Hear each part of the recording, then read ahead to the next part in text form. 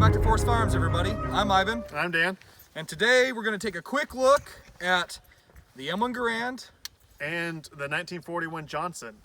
So this is kind of the star of the show, but the reason why we have them both out is because the Marines down the Pacific did have both. They did. And they both shoot the same bullet, 30-06, but they're very different. Very different.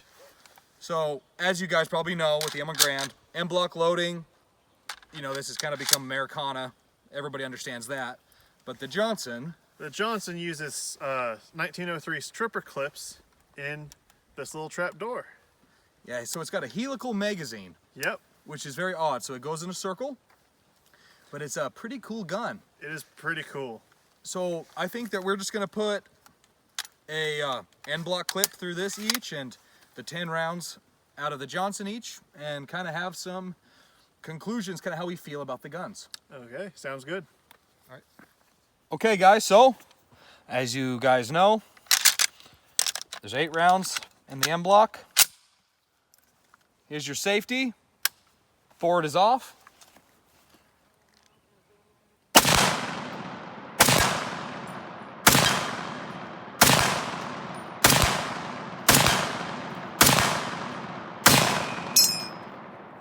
Man, I really do like M1 Garands quite a bit. And you always get that ping that everybody loves at the end of it. But the recoil is not too bad, especially for a 30-06. But let's see how that Johnson feels. Okay, so here we have the Johnson. It has a much bigger back sight with a small aperture in the middle. And it's very odd. I found that loading this gun, it's better if the bolt is actually closed. And it actually holds 10 rounds. So you can see there's your stripper clip guide. Let's see if it'll fight me. Maybe just a little bit. So there's 5. And then there is 10. Now, one benefit of this over the Garand is you can keep topping off. You can be moving from position to position, pull out 5 rounds, slap it in the gun, so you can keep the gun in the fight maybe a little more. Here's your safety. This way is safe. That way is fire. Let's see how he shoots. We might have a couple malfunctions, but let's just see what happens. You gotta put one in the chamber. Oh yeah, thanks for letting me know. Safety off. Now we're there. Thanks, Dan.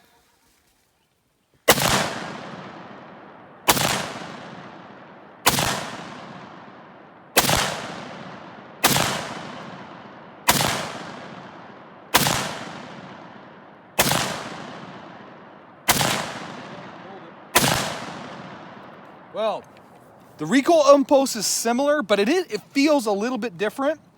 But as you can see, it works pretty good. I do like how you can top off the gun. And it's kind of a weird affair. If you want to drop the bolt, kind of got to shove your fingers in there. And then there it goes. But man, it is a pretty cool gun. Let's have Dan shoot them both and see what he thinks. All right. So this is the ubiquitous M1 Garand, the greatest fighting implement ever devised. So they say? That's what I've been told. It has a safety inside the trigger guard. I'm not sure I like that.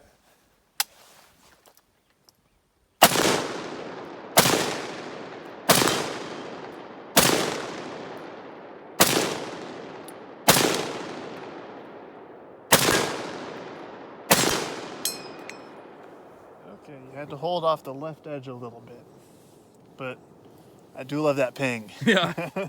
That never gets old. Now for the Johnson. Now for the Johnson. So the gate actually blocks the stripper clip opening, which is cool. So because it's spring loaded, when you put the stripper clip in, it'll try to push it back out. So Kind of nice that it seals itself off some. it does. But it means Getting it started can be kind of a little bit funny, but then there it goes. there we go. All right. And here.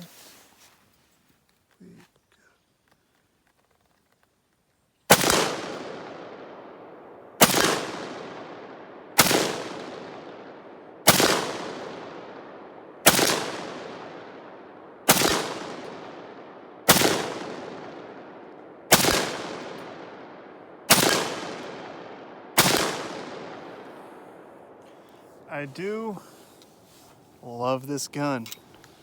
The recoil impulse, I feel, is not so back as the Garand. It's more like it's pushing it up. It definitely has a weird operating system with how the Yes. barrel reciprocates with Yes. the bolt for a second. But I mean, the trigger is smooth.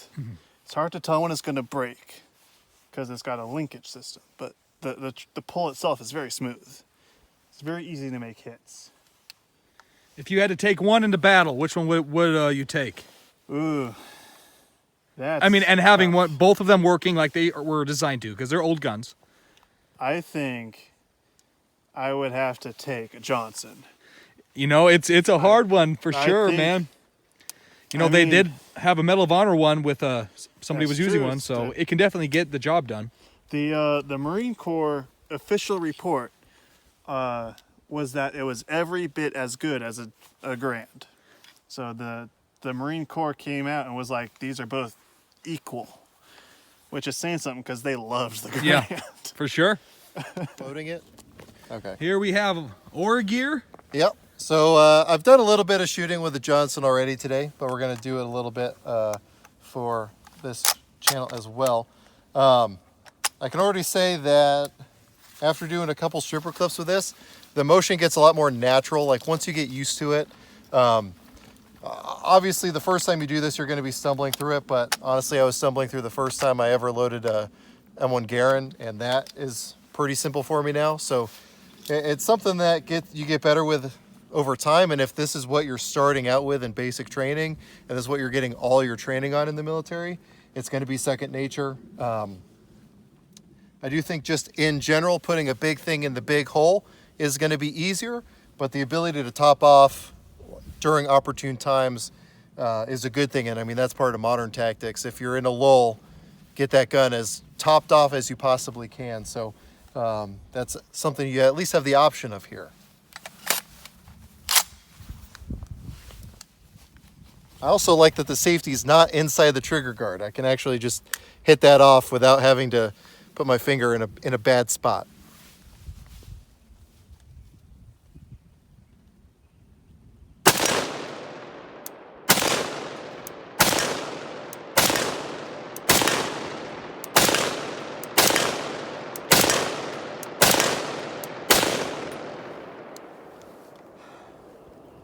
It's just a very pleasant shooting gun. I mean, I would say recoil impulse is about on par with the Garand. Don't know how I feel about the peep sight. Maybe we can talk more. You guys can maybe talk about that more when you guys are doing your wrap up. But I think there's a reason the U.S. military went with peep sights on all adopted guns since the 1917, and it's still pretty much the standard.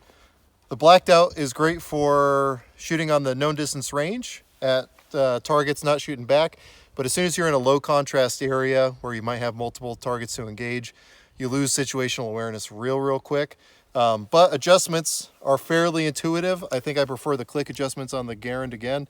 But I think if this thing had had the amount of development that the Garand had, we probably would have had a much more squared away rifle that's a lot more polished like the Garand is. Because the Garand wasn't great straight out the gate either. Okay, guys, so that was a little shooting that we did with both of these guns. And I would say that I would feel comfortable with either weapon if I was down in the, sands of Iwo Jima or something like that. Which both rifles were there? Yeah. I find that there's some benefits with the Garand, but the Garand has been through a little bit more development, but there's also some benefits with the Johnson. Yes. It's definitely a weird system, and it's a takedown, if you can show that. I can show that. So the barrel is designed, there's a little locking catch right there. There we go. So when that, oh, gotta unlock. There we go. So you see it breaks down into So- two halves, yeah. The whole barrel comes out, and that's why the U.S. Paramarines, so the special forces of World War II, really loved this gun because they could jump out of a plane. Yeah, you could definitely strap that to your break leg. it down, yeah. Very cool. Now, if you put the barrel back in, if that goes in smooth, you can kind of show how this action is different than the Garand or Garand or whatever you want to call it. You can see it goes together really quick. It's not like you don't have to take out any screws or anything. No, but as you can see, if you pull on that barrel, oops. Yeah, we got to unlock it. It reciprocates. So for this much movement, the barrel moves with the bolt before it unlocks, which is actually pretty cool.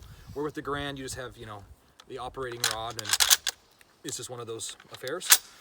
Now, is there any way to eject rounds from the rifle once, like let's say you're on like with the M1, you can pull it out, press that button, and everything jumps out, or do you just have to hand cycle it? Nope, you just gotta cycle them. Which, In and if out. you have bullets in the gun, you're probably going to be spending those bullets, so it's not a big deal. Ideally, yes. I will say that even though they're supposed to be around the same weight, since the Johnson has so much more weight to the rear, it feels more pointable.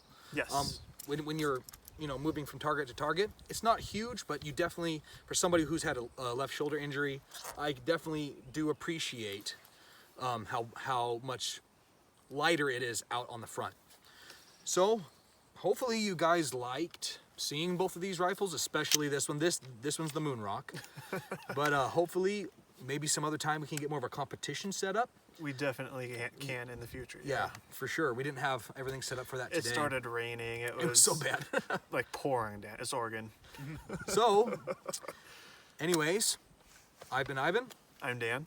and this has been Forest Farms. Thanks for watching.